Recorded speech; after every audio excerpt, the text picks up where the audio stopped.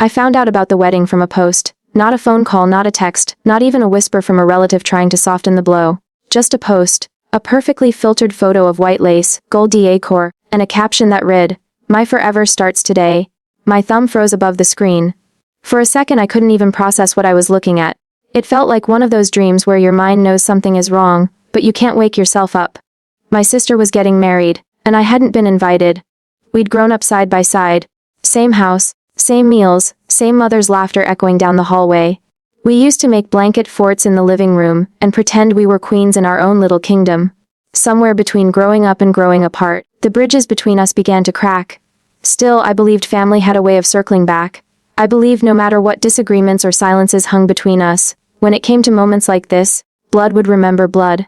But it didn't. At first I told myself there had to be a mistake. Maybe she'd eloped quietly, maybe it was small, maybe she meant to tell me later. My mind built excuses for her like sandcastles against a rising tide. But then came the photos. Endless photos of smiling faces I recognized, cousins, aunts, old friends, even people I hadn't seen since high school, all dressed in pastel smiles, celebrating a day I wasn't deemed worthy to witness.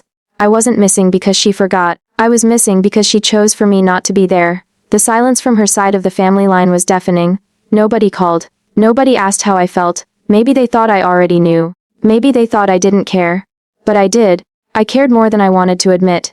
I stared at those photos until my eyes burned, until the image of her in that dress felt like a wound I couldn't stop touching. It wasn't jealousy, it was grief. Grief for a sister I'd lost while she was still alive. In the days that followed I told myself to move on. People make choices. Sometimes those choices cut you open. But you keep breathing. I tried to fill my days with noise.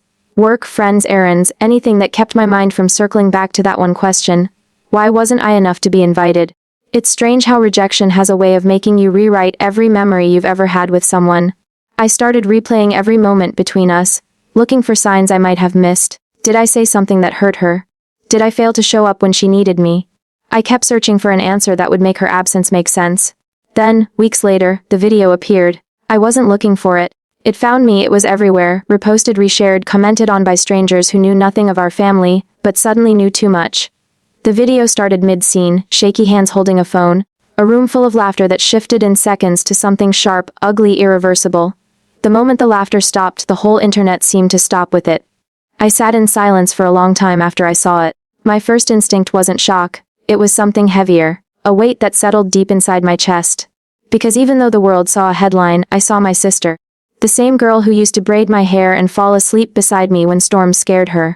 The same girl who'd shut me out so completely I hadn't even known where she lived now.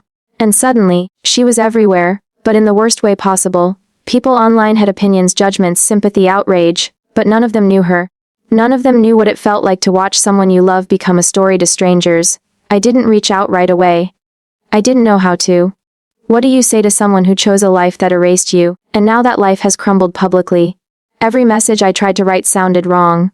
Every word felt too small for the storm between us. But I couldn't stop thinking about her. Days turned into nights, nights into long drives where I'd end up parked outside places we used to go together. The diner, the park, even the stretch of road where we used to walk home from school. I kept hoping she'd appear, that I'd see her car, that we'd somehow cross paths by accident so I wouldn't have to decide whether forgiveness or silence was the right thing to give her. Then one morning, she called. Her name on my phone felt unreal. My hands trembled before I even answered. Her voice was soft, broken in ways I'd never heard before. She didn't apologize. She didn't explain, she just said, I didn't know who else to call. And suddenly all the anger, all the hurt I'd rehearsed dissolved into nothing. I didn't say I forgave her. I didn't say I forgot. I just listened. Because sometimes, the only thing you can offer someone standing in the ruins of their own life is the sound of your breathing on the other end of the line. She asked if she could come over. I hesitated, but I said yes. When she arrived, she looked smaller, not physically but in spirit. Her confidence, that edge she always carried like armor, was gone. For a moment, we just stood there, not knowing whether to hug or to cry or to scream about the years we lost. Then she stepped forward, and everything that had been unsaid between us came undone. She cried in my arms the way she used to when we were kids and scraped our knees on the pavement. Only this time the wounds weren't visible. They were buried deep, layered beneath choices, pride, and the walls she'd built to keep everyone out. I didn't ask her why she hadn't invited me. It felt too small compared to everything else that had happened. Instead, I made tea. We sat at the kitchen table, and silence filled the space between us. The kind of silence that carries both regret and relief. Over the next few weeks she stayed with me. The world outside was cruel, voices online still dissecting her life, still turning her pain into entertainment. Inside my home she barely spoke at first. I didn't push. I'd learned that healing doesn't like to be rushed. Some nights, she'd sit by the window staring out as if waiting for the world to stop spinning. Other nights, she'd fall asleep on the couch, and I'd cover her with a blanket the same way she used to cover me when I'd sneak naps after school. I realized something in those quiet days. Pain has a way of humbling even the strongest people. The sister who once shut me out of her world, now couldn't make it through a morning without trembling. And the sister who once thought she'd stopped needing her, me, now couldn't imagine not showing up. It's ironic how life circles back, how the same love you thought had died finds a way to breathe again when you least expect it. There were moments when I wanted to ask her everything. What happened, why she stayed, why she pushed me away, but I didn't, because I could see the answers in her eyes. Sometimes people build walls not to keep you out, but because they're ashamed of what's inside. And sometimes, when the walls collapse, all you can do is help them sift through the rubble without judgment. Slowly she started to heal. Not in dramatic ways but in small, quiet moments. She started cooking again, making the same recipes our mother used to. She started humming to herself when she washed dishes. She even smiled once or twice, a real smile, the kind that makes your chest ache because it's been gone so long. I realized that healing isn't always loud. Sometimes it's just someone standing at the stove again after weeks of silence. As she got stronger, so did our bond. We began to talk, really talk. About childhood, about mistakes, about how people can lose themselves trying to chase love that doesn't love them back. She told me things I hadn't known, things that made my anger shift into empathy. Pain doesn't excuse what she did, but it helped me understand why she did it. She'd thought cutting me out would make her life simpler, easier to control. Instead, it only left her isolated when she needed family the most. Forgiveness didn't come easily. There were nights when I'd lie awake replaying everything. The wedding I wasn't invited to, the months of silence, the humiliation of finding out through social media. But every time I looked at her, fragile but trying, I realized holding on to that anger was like drinking poison and expecting her to feel it. The truth was, I needed to heal too. Her choices had broken something inside me, and forgiveness was the only way I could put it back together. There's a kind of strength that comes from loving someone again after they've hurt you. It's not weakness. It's not forgetting. It's choosing to believe that love can outlast even the ugliest chapters. It's looking at someone and saying, I see what you did. I see who you are now, and I'm still choosing to see the human in you. The world outside eventually moved on to another story, another scandal. But for us, the healing was still ongoing. I started noticing how the air around her changed, how she'd wake up earlier, step outside for sunlight, start journaling again. She began applying for work, making plans, imagining a future where she wasn't defined by what happened. It was beautiful and painful all at once, like watching someone learn to walk again.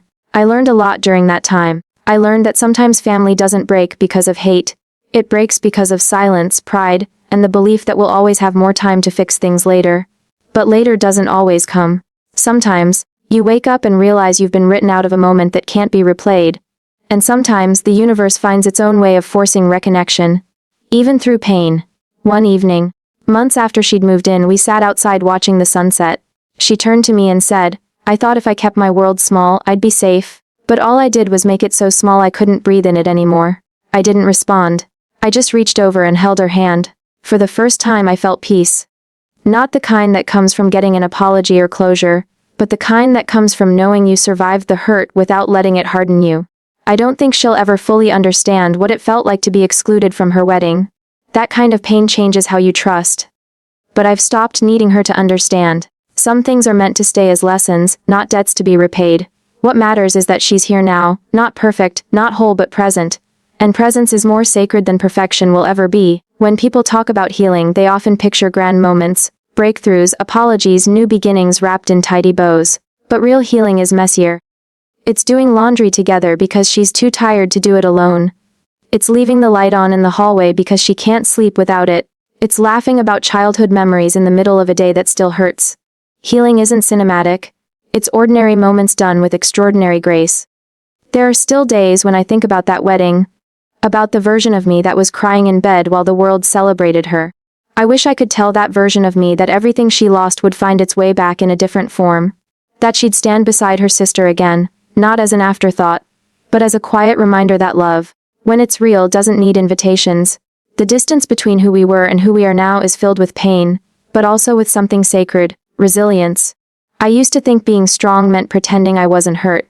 Now I know strength is being soft enough to love again after you've been forgotten. It's letting the same hands that once trembled with anger become the hands that hold someone through their worst days. Sometimes I still catch her staring into space, eyes far away, lost in thoughts she doesn't say out loud. I don't push.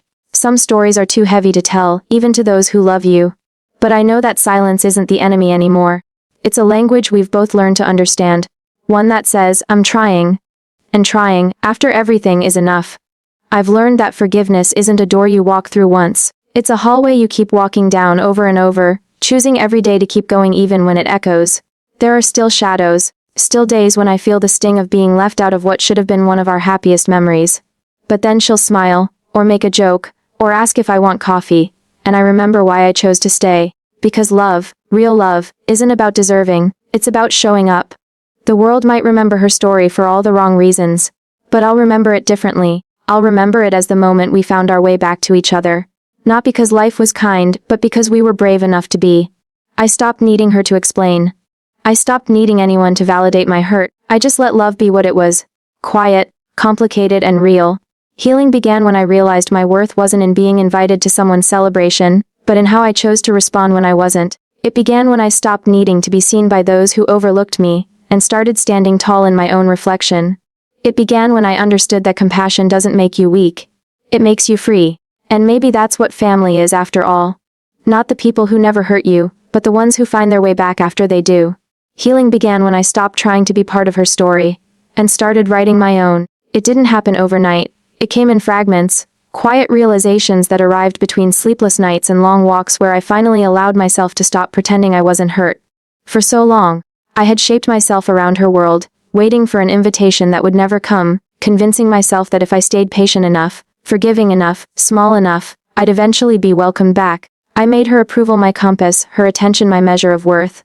But people who build their worth on someone else's validation are always lost when that person stops looking their way. At first, I couldn't imagine a version of my life that didn't orbit hers. Every memory, every family gathering, every milestone had her shadow in it. Even when we weren't speaking, I found myself checking her posts, wondering if she was okay, hoping she'd remember I existed. It was like living at the edge of a story I was once part of but now only watched from a distance. I'd scroll through photos of her smiling with people who once were ours and feel like a ghost haunting a life I used to belong to. The truth is, I'd mistaken proximity for connection. I thought being part of her story meant being seen, being valued, being enough. But sometimes, people rewrite their narratives and forget to include the ones who helped them start it. And when that happens, you're left with two choices. Keep fighting for a role that no longer exists or learn how to live without needing the script. For a long time, I chose the first.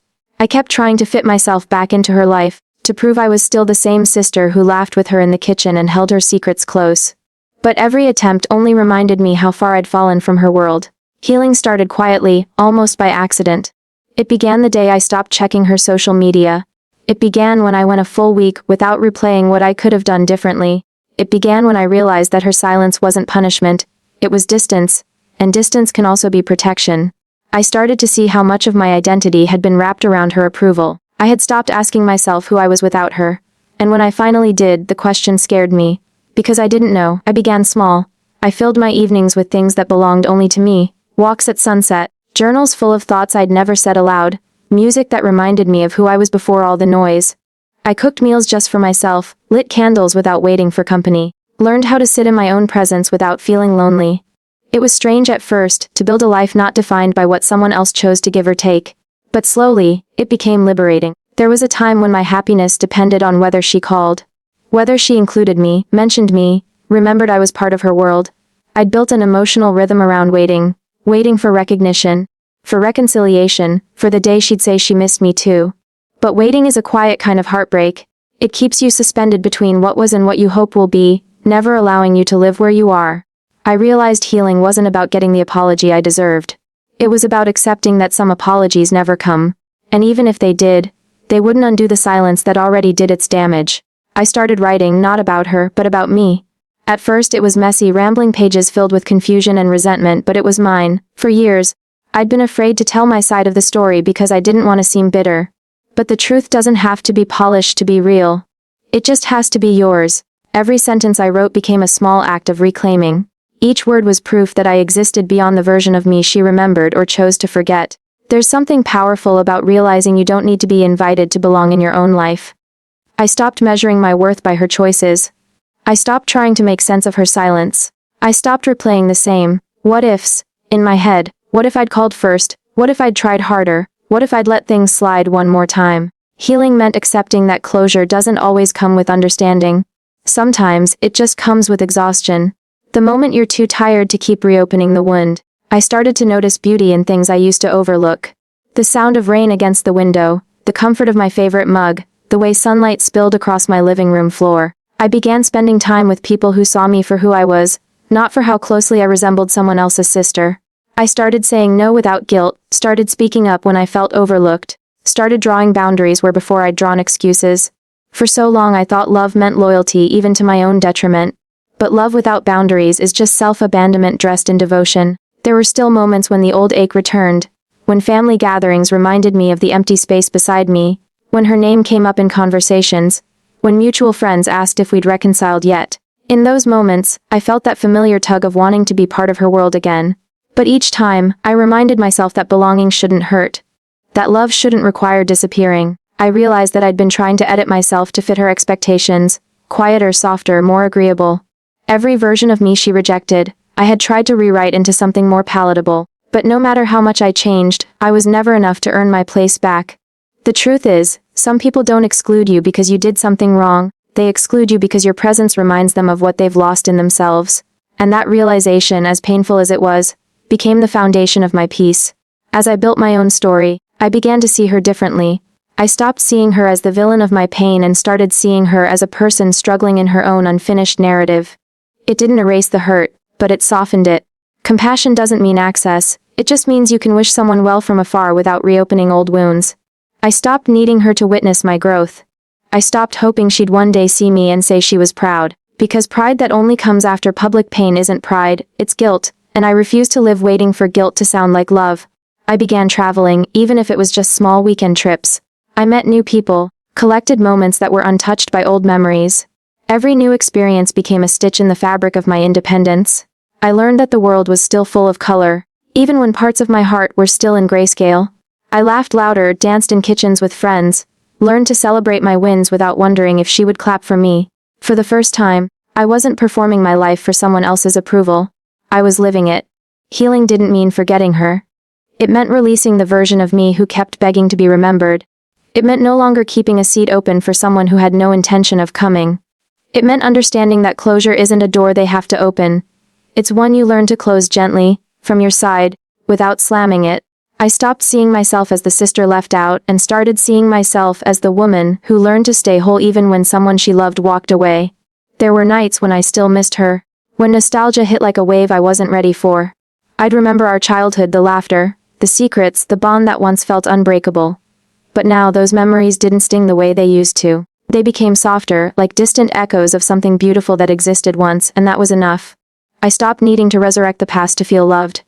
I realized that sometimes, love serves its purpose and then leaves. That doesn't make it any less real, it just means it's finished. As I continued to write, about grief, about strength, about rediscovering myself, I realized that the story I was crafting wasn't about her absence at all. It was about my return to myself. I found a voice that had been buried under years of trying to be small. I found confidence that didn't rely on comparisons. I found peace in my solitude not as punishment, but as proof that I could stand on my own. People often talk about reconciliation like it's the only acceptable ending to pain.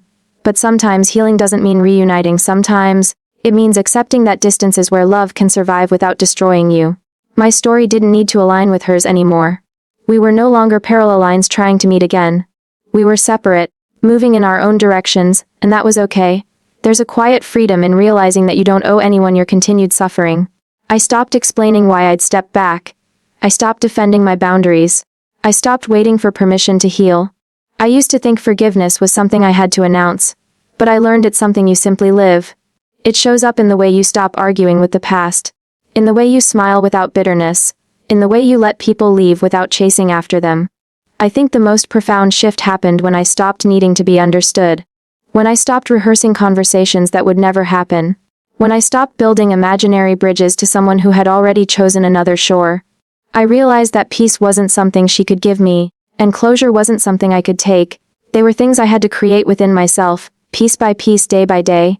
Now, when I think about her, I don't feel the achy of absence as sharply. I feel gratitude, not for the pain, but for what it taught me, for showing me that my worth doesn't live in someone else's story, for forcing me to find my own rhythm, my own voice, my own joy. The version of me that once begged to be seen has become the version that no longer needs permission to exist. I learned to take up space in my own life, to celebrate without waiting for an audience, to love without losing myself in the process. I stopped editing my life to fit the comfort of others. I started being honest about what hurt and what healed.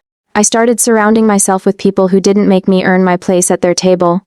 I started saying yes to the things that made me feel alive and no to the things that made me feel small. Slowly, my life became less about who wasn't in it and more about who I was becoming. There's a kind of beauty in starting over. Not because you want to, but because you have to. I didn't choose the pain that came with being excluded, but I chose what to do with it. I chose to build something from it, something lasting, something real.